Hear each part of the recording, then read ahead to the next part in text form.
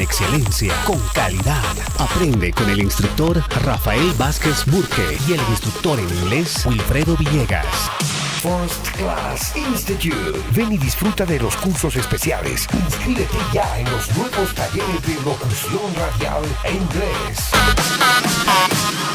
Sé parte de este fascinante mundo de la radio como debe ser. Te esperamos en Avenida 6 de agosto, número 2376, esquina Belisario Salinas. First Class Institute, Sopocachi.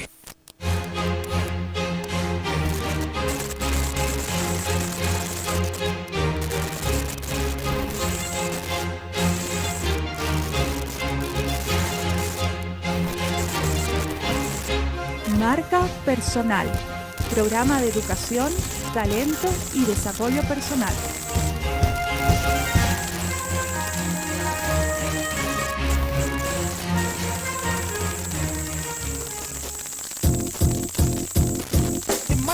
Bienvenidos amigos, un nuevo programa de Marca Personal, transmitiendo a través de los canales autorizados. Desde La Paz, Bolivia, te habla Iván Escobar y como siempre el mejor hábito es agradecer a todas las personas que nos apoyan aquí en la radio, aquí con Javier, a todas las personas que se conectan en La Paz, en Bolivia y en el resto del mundo, a todas las personas que nos apoyan en redes sociales, en Facebook, Marca Personal Bolivia, y que también se descargan nuestros programas de nuestro podcast en iVoox, www.ivoox.com,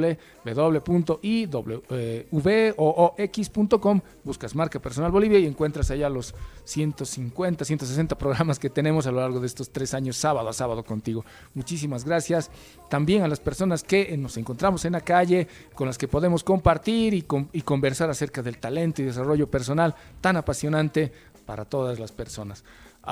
Un saludo a todas las personas, espero que me estén escuchando también hoy día en Chile, creo que tenemos audiencia por allá. Un saludo y un fuerte abrazo a todas las personas que están en Santiago de Chile, las extrañamos en el alma. Muchísimas gracias también a Juan Ramón Aguilar, que se nos está conectando, y hoy día también con la sorpresa de que estamos conectados a la página del diario. La radio está conectada a la página del diario, del decano de la prensa nacional, desde donde también puedes escuchar el link de la radio y compartir, así como lees las noticias, también puedes desde allí escuchar y compartir la radio y por supuesto Marca Personal. Como siempre, cada sábado tenemos un entrevistado y este sábado me honro en tener y estoy muy orgulloso de tener aquí a alguien con tanta capacidad que me ha encantado el trabajo que realiza. Es el doctor en Filosofía y Ética, Luis Castellanos, nos está hablando desde España. Tiene una propuesta absolutamente innovadora respecto al lenguaje positivo y queremos escucharlo y queremos compartir con él. Lo primero, por supuesto, le damos la bienvenida. Buenos días, Luis, ¿cómo está usted? Buenos días, Iván, ¿qué tal estás? Yo estoy muy bien, estoy en Madrid con calorcito, fenomenal.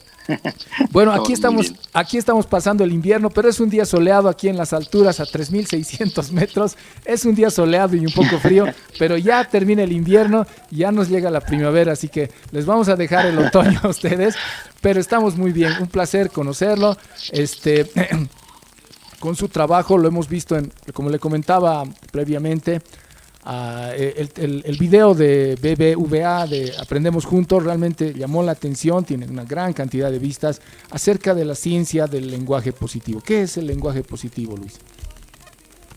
Pues mira, es la capacidad de ver a través del lenguaje y de las palabras el lado más favorable de las circunstancias y de lo que nos sucede en la vida. El lenguaje siempre es una mirada sobre lo que está ocurriendo minuto a minuto, segundo a segundo, y sobre todo si esa mirada es más positiva, pues yo creo que nos va a ayudar a vivir mejor nuestra vida y a tener más tiempo de felicidad, que es lo que más nos interesa. ¿Cómo ha llegado a trabajar esto, usted que es doctor en filosofía, en esta área?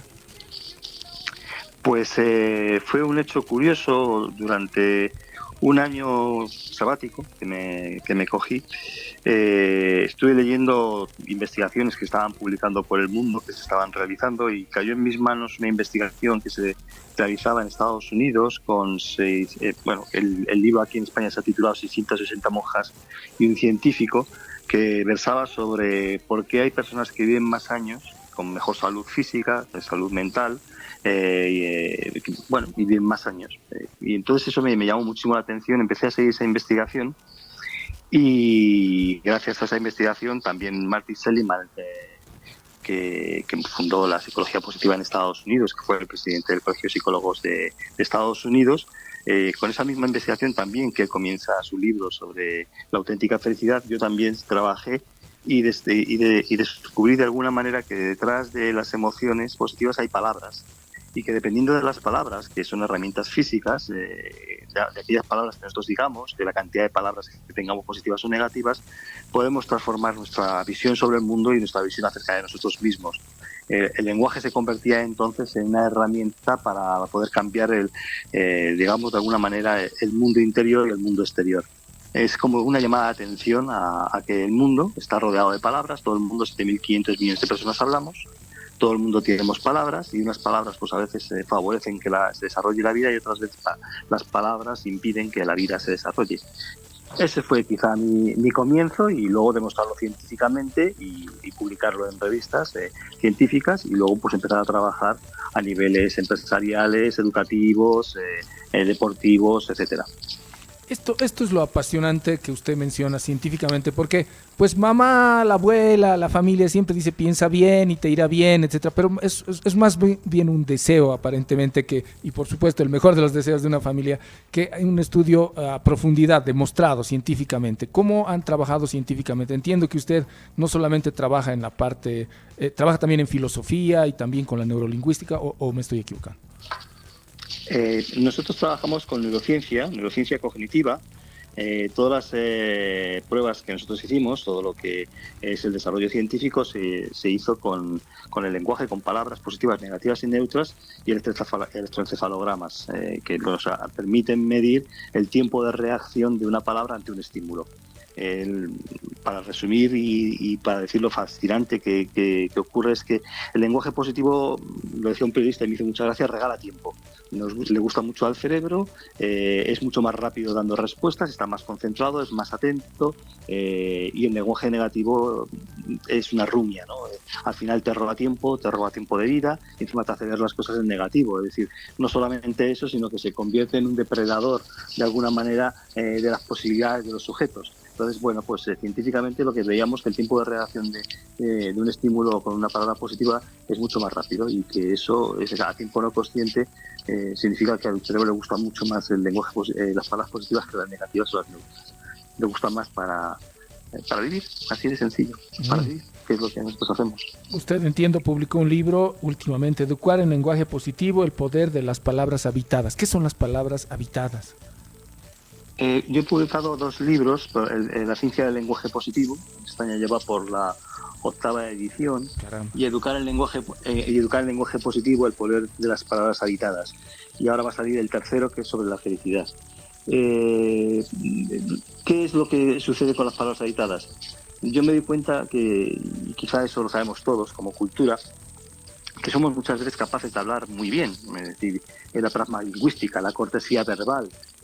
Sin embargo, las utilizamos muchas veces más para engañar, para conseguir nuestros intereses, para atrapar al otro quizá con nuestra propia palabra, sin que sea de verdad. Es cierto, pues pasa mucho en política, pasa mucho a nivel empresarial, y nos damos cuenta que, bueno, que también son palabras positivas las que se utilizan para poder, de alguna manera, atraer la atención del otro, sin que dentro de ese lenguaje haya alguna verdad o autenticidad. Yo lo había comprobado con las empresas, que me pasaba que, bueno, la gente aprendía un mecanismo, es como si fuera que era un máster, y de repente pues recibían un máster sobre lenguaje positivo. Dirigían mejor a sus equipos, pero faltaba algo, faltaba la autenticidad, la verdad, la capacidad de respetar al otro, faltaba la capacidad de ser amable, la capacidad de ser compasivo, la capacidad de ser sabio, y eso lo hacen las palabras habitadas. Es decir, cuando yo soy uno con esa palabra, si digo amor, es que amo. Uno puede decir que te quiero mucho, pero bueno, vacío. Tiene que estar habitado, tiene que formar parte de tu corazón, formar una casa dentro. Eso es la palabra habitada. Que soy yo con esa palabra, soy auténtico, es verdad, y no intento al otro manipular, sino que soy yo el primero que dona, me doy en esa palabra, ¿no? Que intento regalar en esa palabra pues el poder de esa propia palabra. Más así de sencillo. Es decir, es el salto del lenguaje positivo como ciencia a la ciencia de habitar de verdad la palabra que dices, porque si no lo otro queda en el recorrido de la pragma lingüística y de la cortesía, de la manipulación. eso lo comprobamos y nos dimos cuenta que había que seguir investigando, que había que seguir trabajando para saber, pues eso, cómo podemos llegar de alguna manera a educar mucho mejor a las personas en ese lenguaje positivo, pero en la capacidad de ser más amable, atento, etcétera, ¿no? Qué apasionante. Eso es lo que... Qué apasionante, realmente. El lenguaje positivo varía de acuerdo a las circunstancias, el entorno. Para mí boliviano y para usted español, y para mí boliviano, ¿es diferente? ¿Podemos entenderlo diferente o tenemos coincidencias en lo que consideramos lenguaje positivo? Por supuesto que hay algunas palabras que pueden ser diferentes, pero las más importantes, las más sencillas, es decir, como hablar de corazón, o amor, o compasión, o libertad, o soñar, o ilusión, son comprensibles para 7.500 millones de personas. Es decir, son, de hecho, una realidad que se manifestó en un momento dado que dio origen a todos los que nosotros somos como personas, que son los sentimientos más cercanos hacia el otro.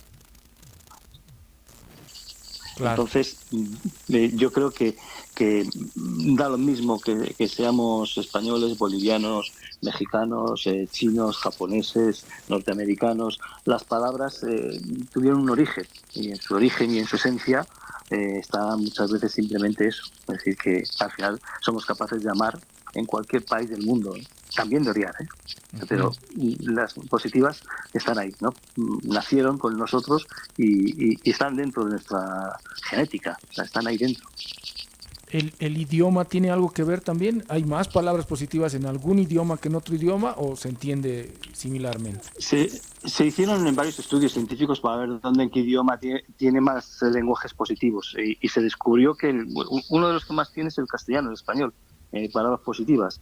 Pero eso no es significativo. Es decir, nosotros decimos que podemos tener un lenguaje positivo, pero puede ser un lenguaje de cortesía, no un lenguaje de verdad, no un lenguaje habitado, no un lenguaje donde yo quiero ser con la otra persona una persona amable, una persona compasiva, una persona que derrocha un poco de sabiduría, una persona que busca la amistad con el otro. Es muy importante eso. No es simplemente que tengan más o menos cantidad de palabras positivas, porque las palabras positivas pueden estar vacías, pero lo que trata es que no estén vacías. Claro. Pero entendiendo que el español tiene más palabras positivas, tenemos un campo más rico para poder expresarnos y utilizarlos adecuadamente. O sea, tenemos más posibilidades de expresarnos positivamente. Es uno de los idiomas más ricos en lenguaje positivo del mundo. Sí, con estudios científicos, comprobado. Entonces, bueno, eso nos da pistas de que realmente podemos contribuir a cambiar también desde nuestro propio idioma la imagen que existe sobre el mundo. Es decir, la imagen que al final, pues, si nos damos cuenta, cuando hablamos ahora, se habla mucho de cambio climático, o que se habla del lenguaje del odio, o que se habla del hambre o de la soledad, quizás desde el idioma se puede aportar soluciones al mundo. Cambiar el mundo es también cambiar el lenguaje. Por eso es importante educar el lenguaje positivo a los niños, porque es la posibilidad de cambiar el lenguaje. Es decir, la pregunta más importante que nos debemos hacer, o que sería fascinante que la hiciéramos, es de alguna manera qué lenguaje van a heredar nuestros hijos, nuestras hijas, nuestros niños, nuestras niñas.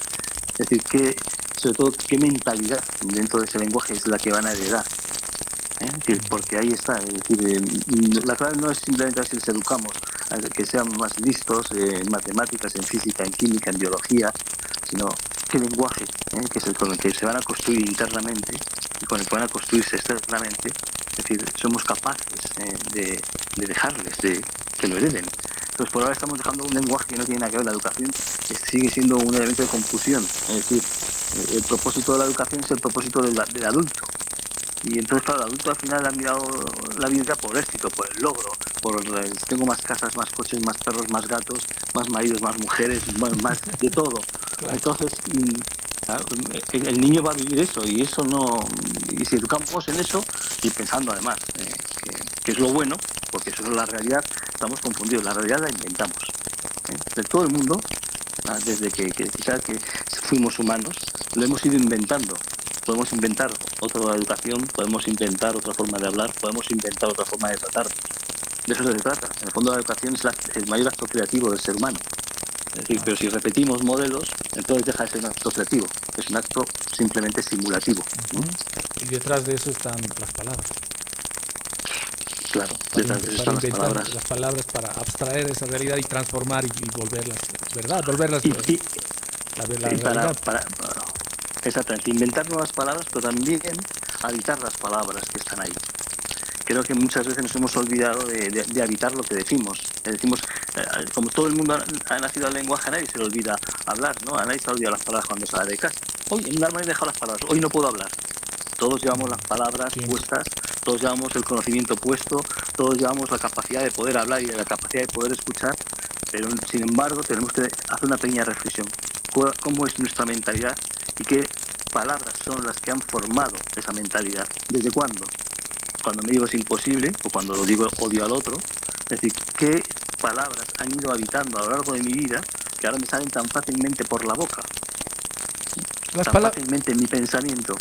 Las palabras Dime. positivas trascienden en el tiempo, es decir, mi abuelo, mi papá, mi bisabuelo, mis hijos tendrán el mismo concepto. En este mundo tan cambiante, especialmente actualmente, ¿no? Que tenemos otra tecnología, etcétera, ¿trascienden el tiempo las palabras positivas? El lenguaje siempre trasciende el tiempo, porque el lenguaje positivo. Claro, es un hilo dorado que perdura a lo largo de la historia de la humanidad. Es decir, nosotros queremos amar y ser amados. Uh-huh. Nuestro mayor sueño es que alguien nos quiera. Nuestro mayor sueño es que podamos querer a alguien con pasión y con locura. Nuestro mayor sueño es que nos respeten y que podamos respetar. Nuestro mayor sueño es que puedan ser con nosotros amables y nosotros con los demás amables. Eso, desde que somos humanos, es lo que más. Es decir, cuando alguien acariciaba a su hijo, quizá no sabía decir nada, y de repente le puso una palabra a esa primera caricia. Esa primera palabra ha llegado hasta hoy, hasta nosotros. Luego también pusimos otras palabras de odio, de rencor. Ahora se trata de cómo volvemos a construir de alguna manera un lenguaje que transforme el mundo. Porque claro, el lenguaje le hemos dejado ser que existe en todos los lugares. El lenguaje del odio, el lenguaje de la guerra, el lenguaje de la soledad, el lenguaje de la violencia, el lenguaje de la pobreza. Y lo mantenemos de alguna manera y quizá lo justificamos. Se trata de que realmente nos reencontremos con las palabras y le demos el valor a la palabra que tiene, porque al final nosotros somos pensamiento. 24 horas estamos pensando. Nosotros, con nosotros mismos. 24 horas. Son palabras. Un pensamiento sigue siendo una palabra. Entonces, claro, yo creo que volver a darnos cuenta del valor del lenguaje sería un buen camino para transformar de alguna manera lo que siempre estamos necesitando, ahora que se hablan de los objetivos de la ONU, de Naciones Unidas, de los objetivos de alcanzar pues en el año 2030. El lenguaje está ahí, el lenguaje construye todo. Los políticos son palabras que cumplen o no cumplen lo que dicen. Las palabras no solamente son el primer hecho, porque dicen, son los hechos lo que te dicen. No, la palabra es el primer hecho, porque si no ha dicho la verdad, lo descubrimos por el hecho. Por tanto, la palabra es la primera realidad. Entonces, observar el lenguaje es muy curioso, nos da muchas pistas. Viene a mi mente imaginariamente una persona hablando, un político hablando, en vez de su imagen lleno de simplemente palabras que forman su silueta, digamos, porque tiene razón. Es decir, lo que expresamos es lo que somos, básicamente. Sí. Cuando uno habla, el lenguaje, las palabras acompañan gestos, tonos, énfasis, momentos. ¿Cómo se ha trabajado en este sentido? Es decir, el lenguaje positivo se acentúa con todo esto, ¿cómo se afecta? Sí, claro. En el fondo es voz. La voz es simplemente la capacidad de que en el aire se muevan las cosas, que son las palabras, y que lleguen al oído de otra persona. En el fondo el lenguaje se sostiene en el aire y se sostiene de una manera viva. Y a veces la entonación, o una pausa, o un silencio, o una forma de vibrar diferente, toca de forma diferente para otra persona. Pues cada uno también tiene que aprender a encontrar su propia voz como voz, y su propia voz interior, como alma de su vida, digamos, como corazón de su vida, para poder comunicarse con el otro, para poder escuchar al otro. Pero son unitarios, es decir, lo mismo que uno mide 1,90 y tiene ojos azules y otro mide 1,60 y tiene ojos marrones, pues la voz también tiene la propia forma de ser de esa persona. Es decir, es una forma de vestirle. Entonces también podemos trabajar esa forma. Es importante que trabajemos la forma de vestir las palabras. Es una educación muy interesante. Los niños se dan cuenta rápidamente de eso. Viven con esa conciencia. Claro. entiendo que a partir de lo que dice, entiendo que todas las personas tenemos nuestras características y si bien hay palabras comunes, también hay palabras propias, personales, que a cada uno nos afectan o nos motivan. Sí, exactamente, eso es. Cada uno encuentra la propia palabra que le hace salir a veces de los caminos duros, oscuros, difíciles que uno puede encontrar, ¿no? Entonces, a mí me gusta, ¿no? Hay palabras que son sombrías para uno mismo y hay otras que son más luminosas para uno mismo. Si somos capaces de encontrar las palabras más luminosas, pues la vida también va a tener ese rayo de luz, de esperanza, de ilusión. Yo creo que esa es la clave. El lenguaje te va a mostrar el mundo. El lenguaje te va a leer el mundo. Me viene a la memoria de la mitología griega la relación que había, no sé si las conoces, de las parcas, las tres o las moiras, que una de ellas jalaba el hilo de la vida, la otra la cortaba y la otra al medio, trenzaba la vida. Y en algún lugar leí que ella, esa parca, esa diosa, decía una palabra que era la que iba a motivar tu vida, más o menos algo así. Es decir, cada uno tenía una palabra en especial. Esta palabra es un nombre, un pronombre, un adjetivo, un sustantivo. ¿Hay diferencias para cada uno? Claro, hay diferencias. Por ejemplo, para mí una de las palabras más importantes es sí. Okay. Todo el mundo dice, no, tienes que aprender a decir no. Los síes son las puertas abiertas al mundo, a la creatividad, a compartir mi vida contigo, a tener hoy un programa de radio, a crear en conjunto, a saber si la otra persona me puede aportar y si yo le puedo aportar a otra persona. No, los no hay que cuidarlos mucho, hay que saber decir no. Y eso no es tan fácil, claro, porque nos ponemos en casos extremos. Los no es cuando va a ocurrir algo, claro. No, pero muchas veces entramos en una frase de, bueno, no lo veo muy claro. Ya, de repente el no aparece en la déjame que lo piense porque no sé. Muchas veces implicamos el no como un arte de la prudencia, ¿no? El arte de la prudencia es la capacidad de decir sí al otro, porque significa que yo quiero contigo ir a algún lugar. Entonces, aquí en España ocurrió una cosa que me llamó mucho la atención con los políticos. Dos partidos muy opuestos, como era Ciudadanos y como era Podemos, en un momento dado, dijeron la misma frase de sus líderes: no hemos venido a la política a hacer amigos. Entonces yo me quedé tan extrañado. Entonces, ¿a qué has venido? ¿A hacer enemigos? ¿A enfrentarnos? ¿A las guerras? Y cómo la gente no cae en cuenta que esas frases hechas son frases dolientes, que al final no me dicen, sí, voy a colaborar contigo, sí, vamos a buscar el bien de la ciudadanía, sí, ¿cómo lo vamos a construir juntos? No vengo a la vida para hacer amigos. ¿No has venido entonces? ¿Qué pasa? ¿Me vas a enemistar constante? ¿Vas a estar enemistado conmigo? ¿Me vas a agredir con tus historias? Claro. Y lo dejamos pasar. Y así todos los días ocurren palabras en nuestra casa, en nuestro interior, en el trabajo, con los amigos, que, bueno, como es un habla coloquial, lo permitimos. No es un habla coloquial. Configura tu forma de ver el mundo. Este lenguaje, por ejemplo, los políticos es un buen ejemplo que voy a tomar a Obama. Por ejemplo, Obama tenía un lema que decía, sí se puede, creo. Entonces, lo repiten tanto que la gente termina creyéndolo. No digo que no se pueda o se pueda, sino que esta repetición puede llevar a creer, a que las personas crean que la palabra es habitada, como usted dice. La repetición por sí misma no es una palabra habitada. Es decir, ese es el primer paso. Sobre todo si es una palabra positiva. Luego, lógicamente, hay que ver cómo transcurre todo eso en la propia realidad. Claro, el primer hecho y la primera realidad es una palabra, por eso nos hablamos a nosotros mismos. No existe otro hecho en el que ahora estamos hablando y estamos pensando. Es decir, en un momento dado, tú y yo ahora que estamos dialogando, nuestros oyentes que nos están escuchando allí en Bolivia o en Chile o en los lugares que nos vayan a escuchar, a su vez su mente sigue hablando, o sea, si le gustará, si no está de acuerdo con lo que estamos diciendo, con las preguntas. Es decir, no dejamos de hablar. Constantemente hablamos y hablamos y hablamos. Ahora hay que saber de dónde vienen todas las palabras que nos están hablando. Si nos hacen bien o nos hacen mal.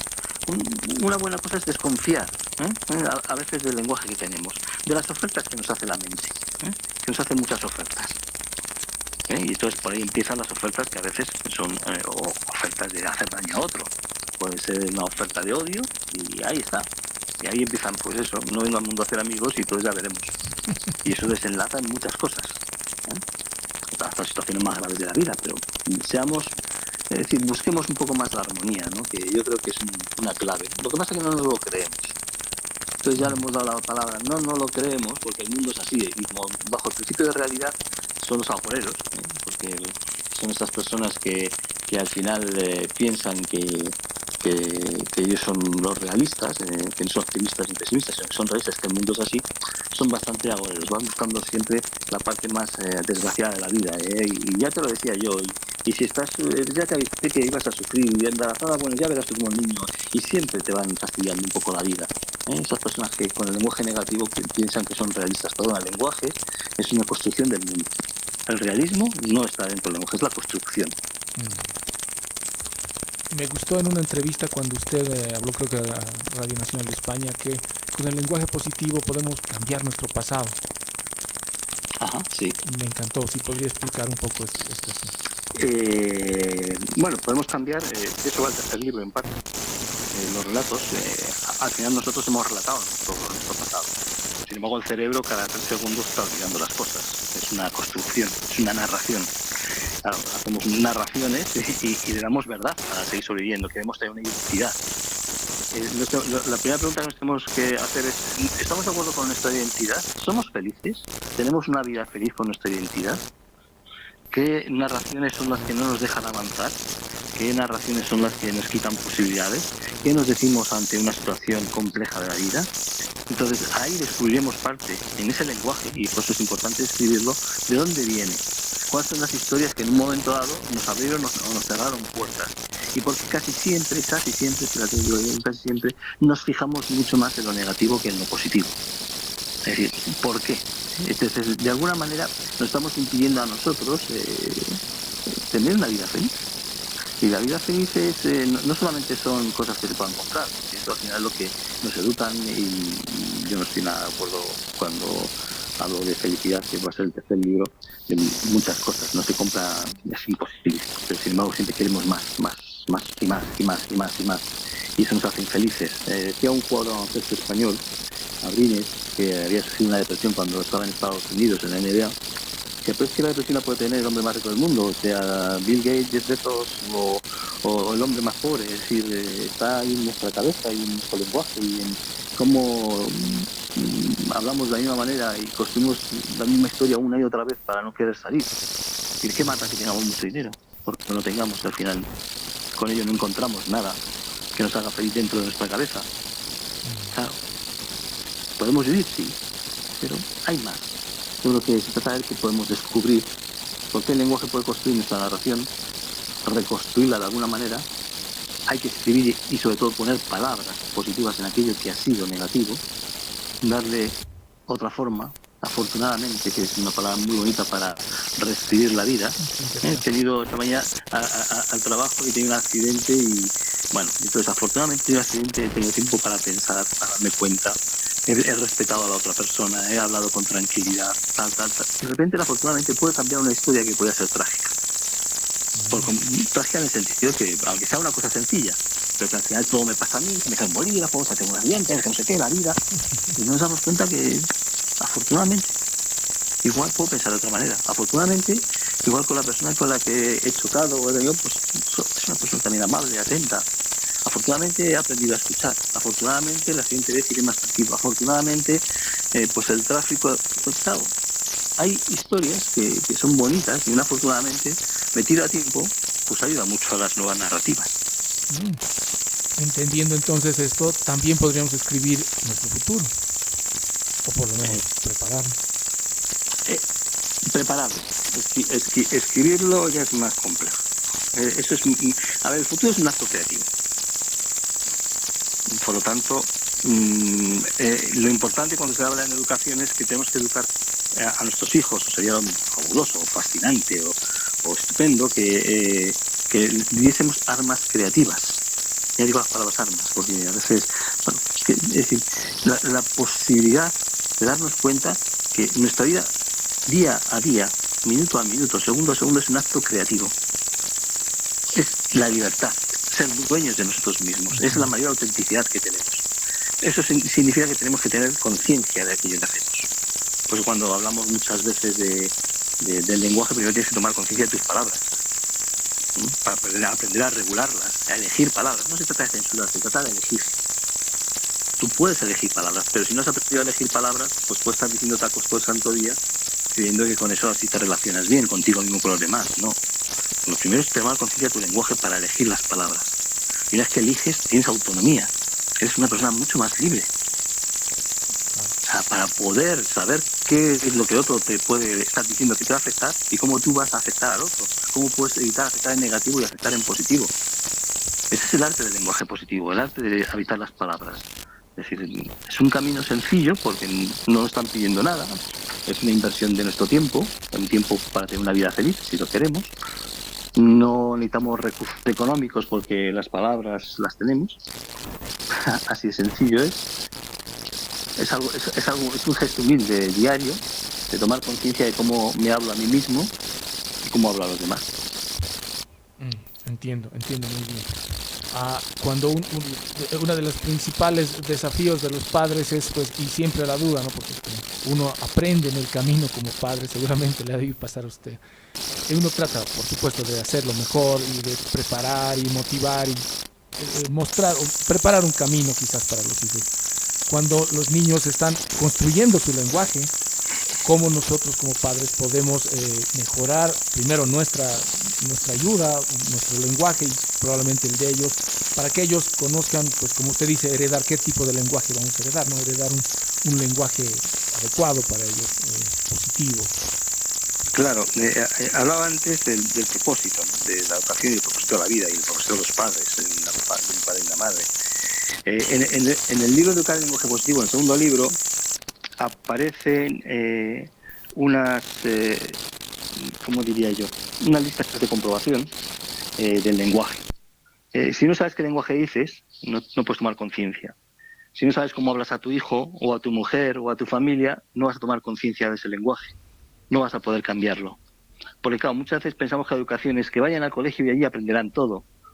Claro, pero cuando llegan al colegio llegan otros profesores, o profesoras, otros compañeros o compañeras de tus hijos que también llegan con un lenguaje. Ese lenguaje lo van a adquirir y lo van a decir en casa. Tú tendrás que saber si ese lenguaje está construyendo un acto de valentía interno para tener esa autonomía, para ser amable, porque te puedes tener autonomía también para ser agrio, para ser una persona amargada, para ser una persona que distorsiona. ¿Qué está construyendo en ti ese lenguaje?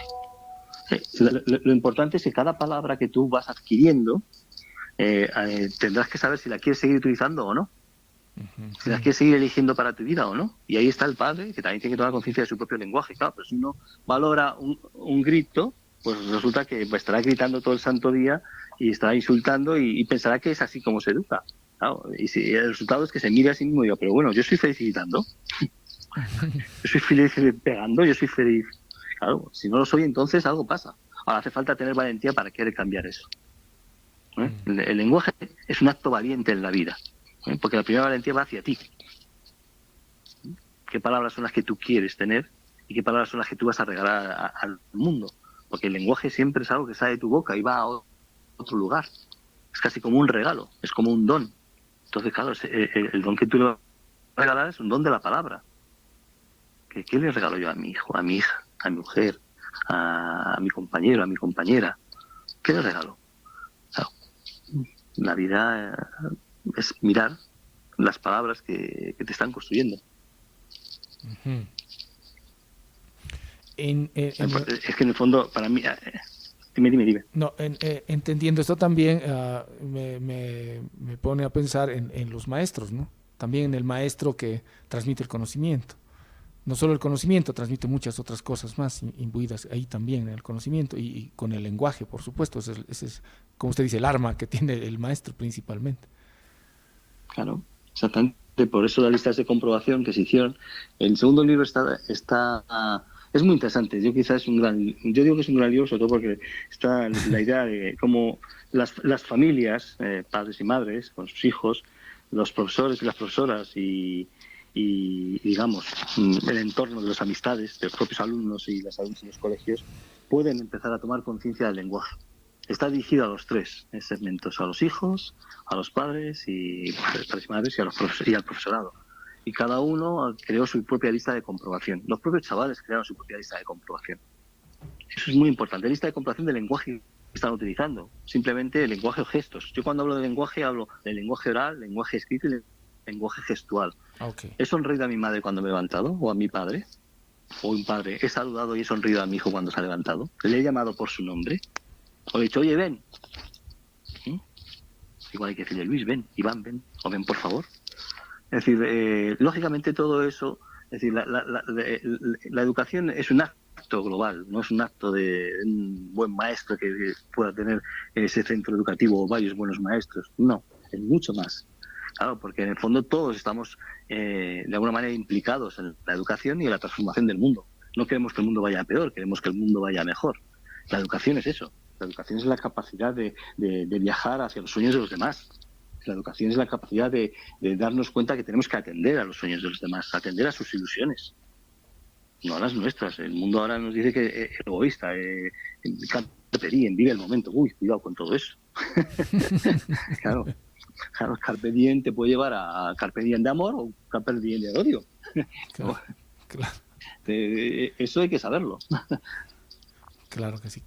Del lenguaje, me gustó esta palabra que dijo lenguaje, unas listas de comprobación. ¿Cómo se trabaja en las listas de comprobación? ¿Cómo uno puede trabajar personalmente? ¿Cuál es el proceso que usted recomienda? En las listas de comprobación, bueno, en el libro aparece bien definidas, pero en el fondo nacieron también de cómo estaban creando con la Organización Mundial de la Salud listas de comprobación para operar, sobre todo en hospitales de campaña, donde muchas veces por no comprobar la temperatura o el RH de la sangre o por no mirar el nombre de una persona, pues igual se operaba a una persona que no era la que se tenía que operar, una pierna que no era, y existían muchas muertes. Pues las listas de comprobación era simplemente pues datar lo más sencillo de todo, como las de un avión, como la de construir un rascacielos. Los grandes eventos en la vida tienen listas de comprobación. Si un avión, antes de despegar, tiene que saber si tiene el depósito lleno. Así es. O el depósito para que llegue al destino. Claro. Así de sencillo. Las puertas cerradas para la presurización. Tiene que saber un montón de pequeñas cosas. Pues la lista de comprobación del lenguaje está basada en eso. Es decir, son listas de comprobación que tienen que durar entre 60 y 90 segundos, que no tienen más de 15 ítems. Más de 15, pues he saludado a mi hijo, le llama por su nombre, le he deseado buenos días, le he acompañado, le he preguntado qué tal está. Cosas muy sencillas al principio, y luego cada una de ellas se puede ir desarrollando más. Esto es como cuando el avión ya ha despegado, y ahí, en el plan de vuelo, lógicamente en la cabina del piloto existen listas de comprobación porque cosas que pueden ocurrir. No es lo mismo que se meta en un motor un pato, por ejemplo, canadiense, o un ganso canadiense, que un ganso americano. El canadiense es más grande y puede provocar un accidente mortal. Uh-huh. Tienes que saber cómo reaccionar.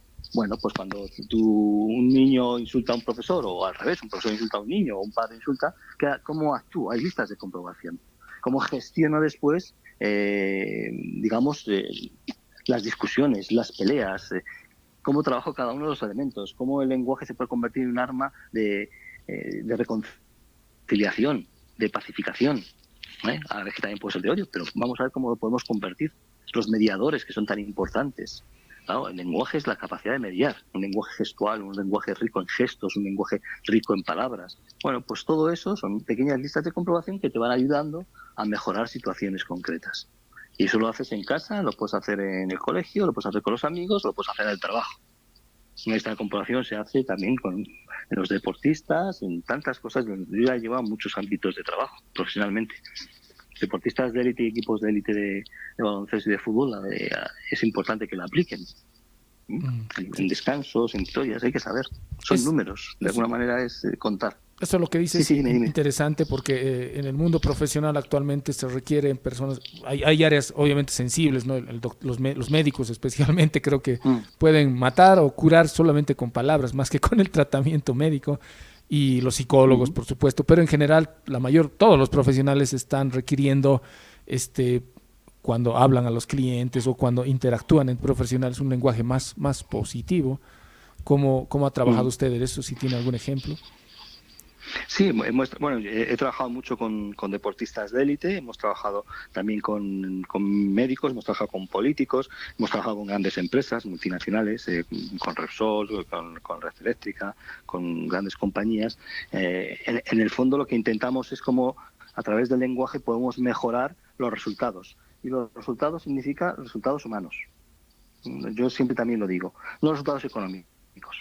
Que eso puede perjudicar más de lo que no creemos, porque al final nos vendemos a la economía, a los resultados, a lo que quieren los inversores, y al final somos capaces de hacer mucho daño a nuestro propio equipo de trabajo, a las grandes compañías, como a las personas que están al lado, porque la riqueza es algo que no ayuda mucho al pensamiento humano, es decir, no nos encaja bien. Entonces tenemos que saber cómo podemos hacer que a través del lenguaje los equipos gestionen mejor, pero también gestionen mejor su propia responsabilidad, el propio propósito de esa empresa y el propio propósito de la vida de esas personas que están trabajando. Yo he hecho encuestas al ejército, he hecho encuestas en empresas, a los padres, sabiendo qué es lo que desean para las futuras generaciones. Y todo el mundo pone la felicidad como uno de los elementos clave, pero luego la realidad es otra. Entonces, claro, en el fondo es poner como espejo qué es lo que quieres. No te voy a juzgar lo que estás haciendo. Vamos a ver cómo si podemos alcanzar lo que quieres. Si lo dices de verdad, si tú dices que tú quieres que tus hijos sean felices, vamos a ver cómo podemos hacer eso. ¿Qué concepto tienes de felicidad? Y vamos a hacer una lista de comparación de los conceptos de felicidad. ¿Hasta dónde te han llevado? Y lo que tú has considerado que es felicidad. Tener 2 coches, 15 perros. A ver, ¿te ha llevado a ser feliz? ¿O te ha llevado a... Y yo siempre les digo a no saber diferenciar a veces lo que nos ocurre entre satisfacción, bienestar y felicidad. Las personas a veces están satisfechas y tienen bienestar, pero confunden con felicidad. Y la felicidad la confunden a veces con alegría. Y son elementos que todavía en la mente del ser humano no están claros. El lenguaje muchas veces no la termina por clarificar, que es una de las cosas. Yo cuando doy charlas o doy másters en empresas, en escuelas de negocios, la primera pregunta que hago es esa: ¿sabéis diferenciar entre satisfacción, bienestar y felicidad? ¿Me podéis hacer una definición? Porque si eso no sabemos, entonces nuestras empresas probablemente estarán pecando de felicidad porque no tendrán la felicidad que quieren, del bienestar porque no se pueden alcanzar el bienestar que quieren, y de la satisfacción porque probablemente estaremos satisfechos con cosas que no están produciendo satisfacción a lo largo del tiempo. Entonces empecemos a saber un poquito todo lo que hay. Eso requiere valentía, ¿eh? Siempre una palabra que también me gusta, he dicho antes sí, y otra que añadiría es valentía. Sí, valentía. En una entrevista también escuché, le quería comentar una anécdota, no sé si la conocía, leí alguna vez que en África, en una tribu, cuando había algún conflicto entre 2 personas y se debatía en un juicio, se pedía a cada persona que expusiera su caso cantando. Parece que es más difícil mentir cuando uno canta. Pero yo quería, y estamos escuchando un tema que le escuché, que me parece que es muy bueno, me parece que usted opinó que era muy bueno, que es Viva la Vida. ¿Cómo influye la música y el lenguaje?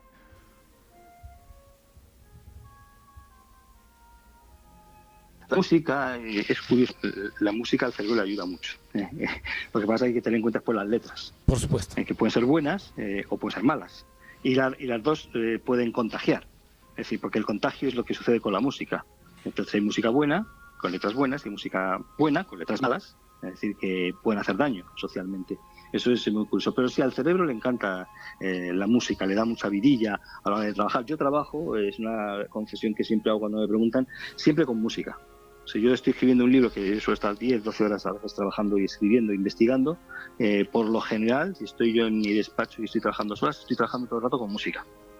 Todo el rato con música. Yo pongo la música y trabajo. Otra cosa que también funciona y muy bien somos humanos, y eso es maravilloso y estupendo. Lo que funciona muy bien a veces son series de televisión con sentido del humor. Friends o cosas así que la gente se ríe y se lo pasa bien, eso al cerebro le anima y le jodines, Y en momentos depresivos, aparte de hacer deporte, que es uno de los elementos que ayuda porque riega, digamos, nuestro cerebro y nos oxigena más, también buena música y buenas series de humor pues nos ayudan. Somos muy sencillos, lo que pasa es que a veces no queremos pensar que somos tan sencillos que eso nos puede ayudar. Haz deporte, no me ayuda ni depresión. Por favor, ya estamos en la faceta del destructor, ¿no? De pensamiento destructivo. No, pues te ayuda a hacer deporte. Camina rápido, no hace falta que empieces a levantar pesas ni que empieces a correr, no, simplemente que camines un poquito más rápido. Erguido y por un parque que tengas por ahí. Camina un poquito. O escucha música, y si vas caminando con música alegre también. Y si estás igual corriendo en la cinta, pues ponte una serie de televisión divertida, con humor. Sí, necesitamos un poquito más de humor en nuestro cerebro, un poquito más de darnos cuenta que no podemos tomarnos muchas cosas iba a decir, con tanta gravedad, con tanta intensidad, que al final nos sentimos tan ofendidos, que somos capaces.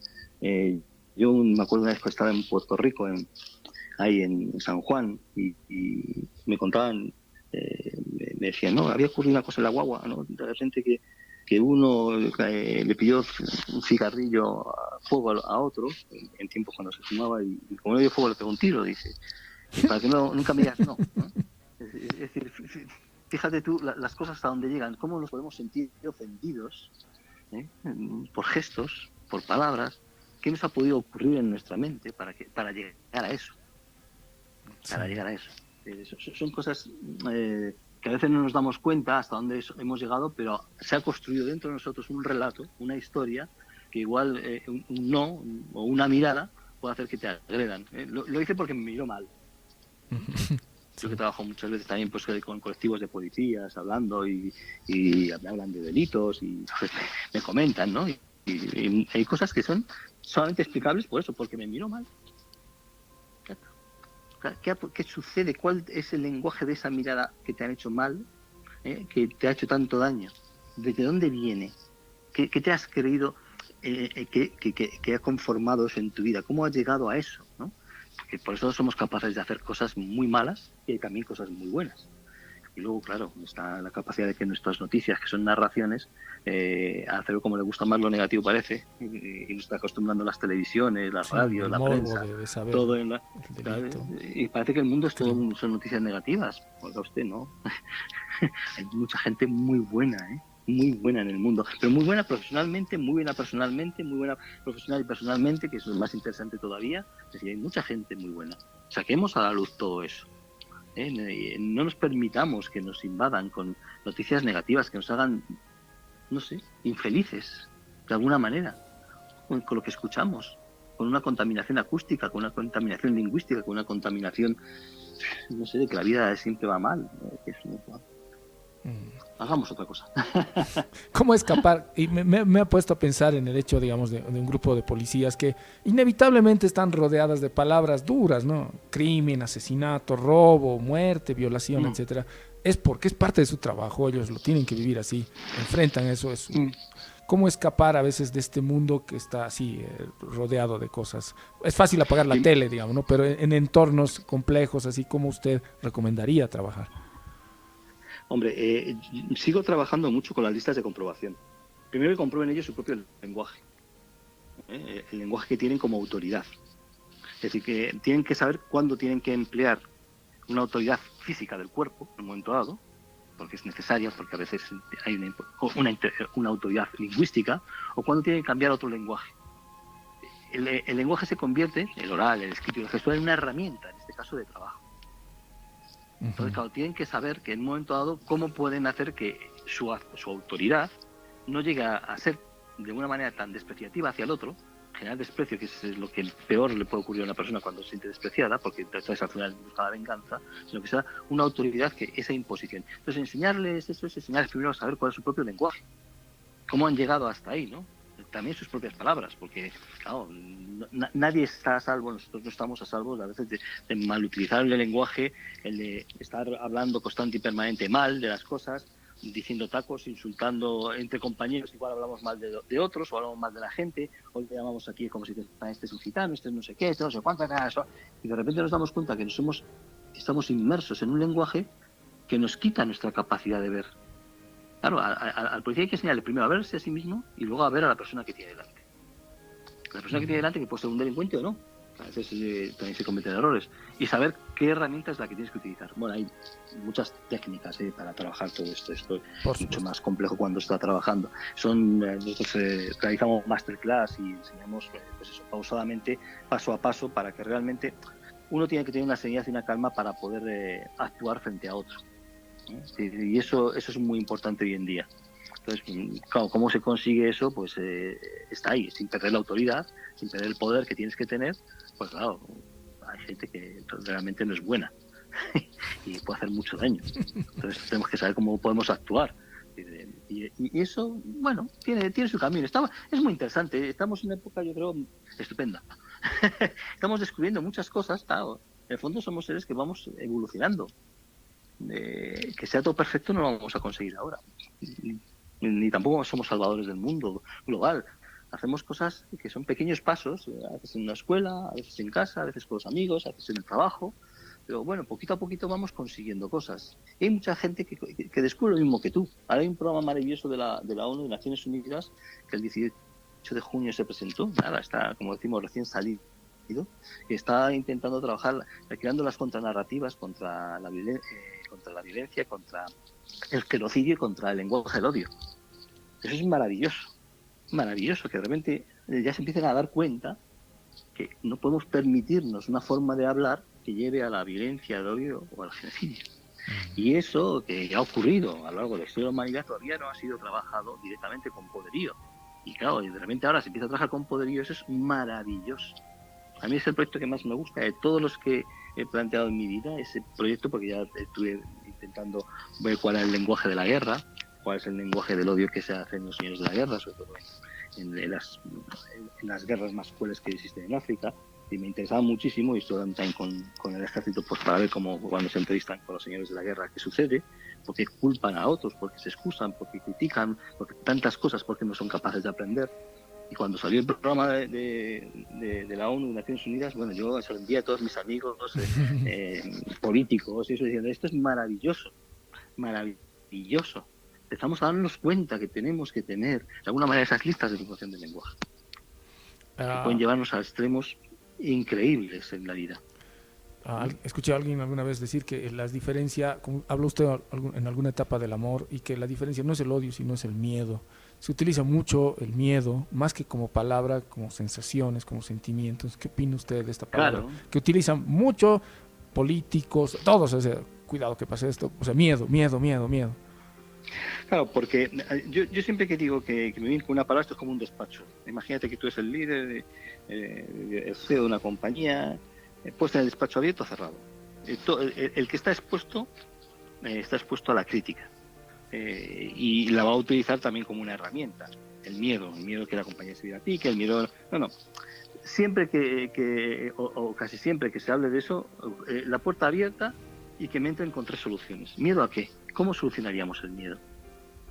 Claro, hay que dar soluciones al miedo. El miedo no va a desaparecer así de la noche a la mañana, hay que darle soluciones. Como el sufrimiento. Es decir, entonces, claro, el miedo está ahí, pero bueno, apórtame. ¿Miedo? Entonces, ¿cuáles son las soluciones que ofrece? ¿Y cómo los va a implementar? ¿Y cuáles son los miedos? Claro, el miedo es un arma arrojadiza. Siempre se ha utilizado en las grandes guerras y en las grandes situaciones más complejas, guerras económicas o guerras físicas. Es decir, se utiliza. Pues claro, los valores ahí se han perdido de vista. Simplemente el miedo es una emoción básica del ser humano, por lo tanto es muy fácil utilizarla.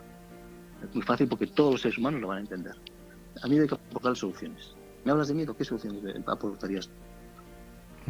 Que igual no son las soluciones adecuadas, pero ya de principio ya me aportas alguna solución. Yo siempre digo a los directivos cuando trabajo en una empresa, ten la puerta abierta. Si alguien te trae una crítica y se va, le dices, pues ya no vas a volver, porque o me traes 3 soluciones, o para que escuchar críticas no estamos aquí, estamos para buscar soluciones. Y tú eres tan partidario, tú tienes que estar tan comprometido con la empresa como yo para encontrar soluciones. Tu creatividad es valiosa para la empresa. Perseguís la creatividad. Todos los seres humanos somos creativos, pero tenemos que aprender a potenciarlo. Entras al despacho, vas a hacerme una crítica, tráeme 3 soluciones. Igual no son las adecuadas, no pasa nada. No pasa nada. Otro día entraremos con otras 3 y seguro que si entran 10 personas son 30 soluciones. Si entran 10 personas a criticar no hay ninguna solución. Son 10 críticas, ya está. No. Tráeme una solución. Igual no es la mejor. No pasa nada, tranquilo. Cada día iremos perfilando mejor esas soluciones. Cada día seremos más agudos buscando soluciones. Cada día elegiremos mejor nuestras palabras para explicarlo. Dicen que leer mucho expande el lenguaje. ¿Usted está de acuerdo en esta frase? Uy, no lo sé. Ahí tengo yo mis pequeñas dudas. Yo creo que lo importante no es que se expanda el lenguaje, sino la base del lenguaje. Si tu base es el amor, igual tu lenguaje no es muy rico, pero amas. Y si tu lenguaje... Aquí se hizo una entrevista a John Sistiaga en un programa que tenía en Canal Plus, hablando de la Segunda Guerra Mundial, y entrevistan al hijo del gobernador de Polonia, que es un alemán. Dice, mi padre tenía mucha cultura. pero mató a tanta gente. Pero hizo lo que hizo. Claro, no, de la cultura no es tan importante como la gente piensa.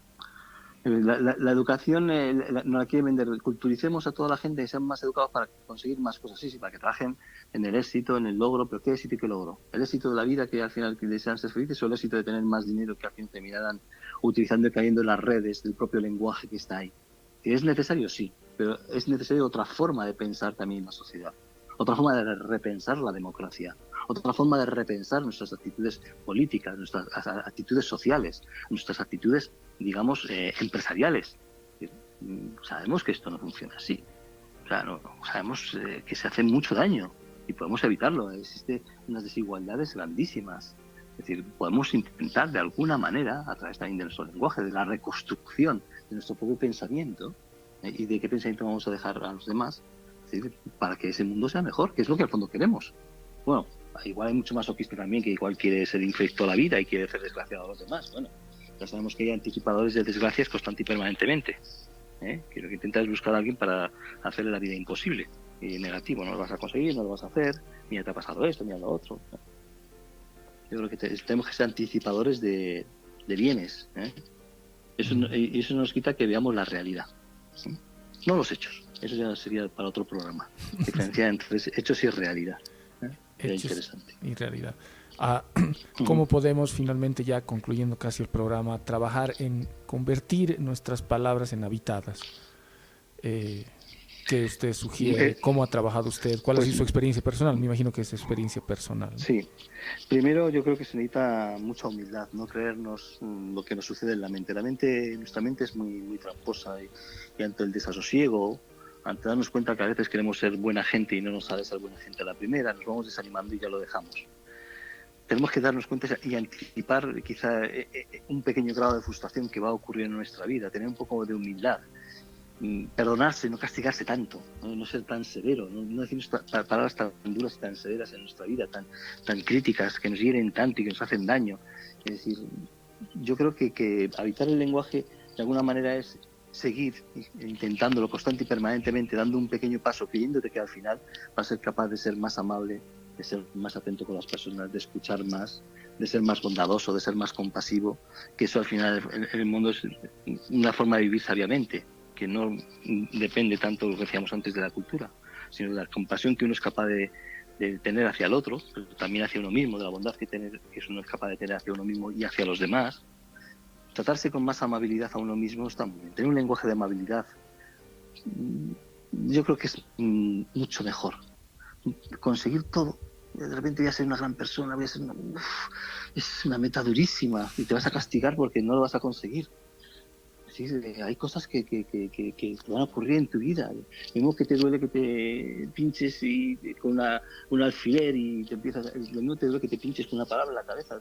Tienes que aprender a curarte el pinchazo del dedo y a curarte el pinchazo de la cabeza. Quererte un poquito más. Porque, claro, santos a la primera. el lenguaje positivo y la ética, ¿cómo la relaciona usted? Hombre, claro, lo importante es llegar a una ética universal del lenguaje.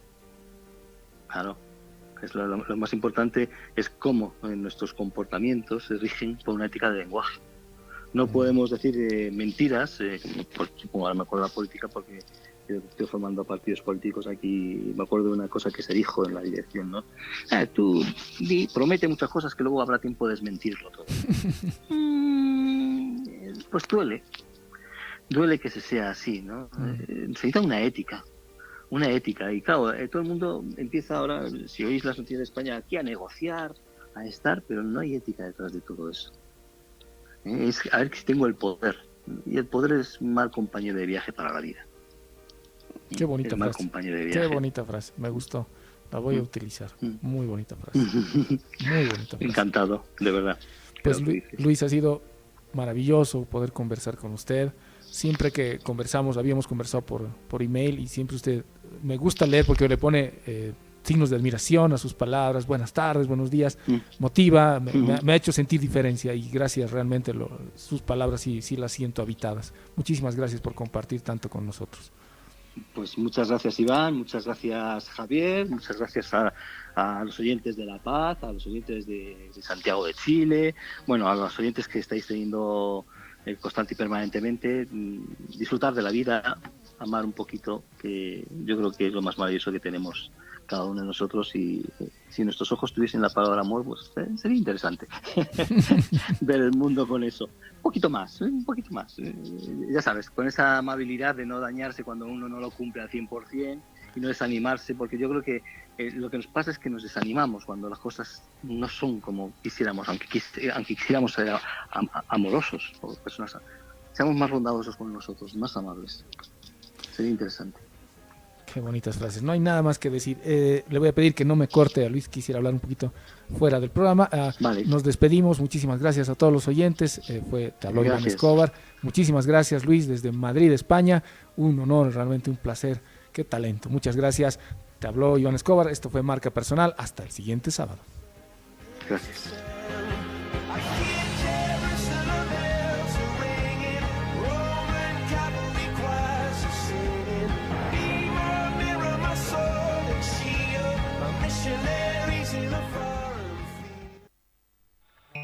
La enseñanza que deja huella no es la que se hace de cabeza a cabeza, sino de corazón a corazón. Radio Impacto Bolivia, tu amigo de corazón. Inglés y locución radial. Con excelencia, con calidad.